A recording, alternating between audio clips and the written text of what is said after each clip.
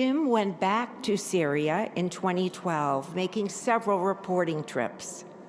And then on November 22nd, he was kidnapped at gunpoint again, and he disappeared. For 10 long months, we did not know if he was dead or alive, and we did not hear his voice again until just before his horrific beheading.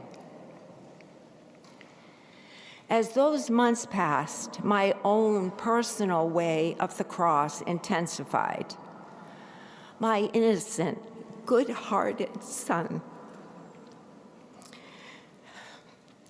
taken at gunpoint, sold, and held captive for the crime of being a journalist, just as our beloved, innocent Jesus was condemned to death for our sins.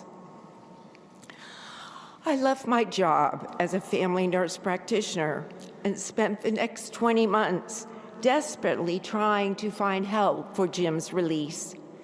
In Washington, D.C., at the United Nations, in New York, in the UK and France and Spain, whose citizens were also held by ISIS. By mid-July 2014, I was completely exhausted. I finally realized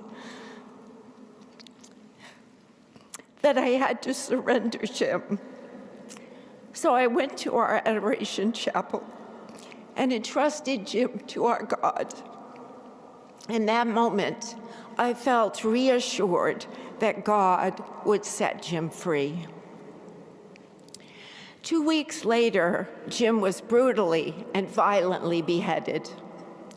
I was in shock, in total disbelief. As the reality sank in, anger surged within me. Anger at ISIS, at our US government, at those who had refused to help. And bitterness threatened to consume me. I remember crying out to God, "Lord, this is not what I meant when I surrendered Jim to you. How could this be?" I staggered under the weight of that loss, unsure if I could go on. In those dark moments, I prayed desperately for the grace not to become bitter, but to be forgiving and merciful.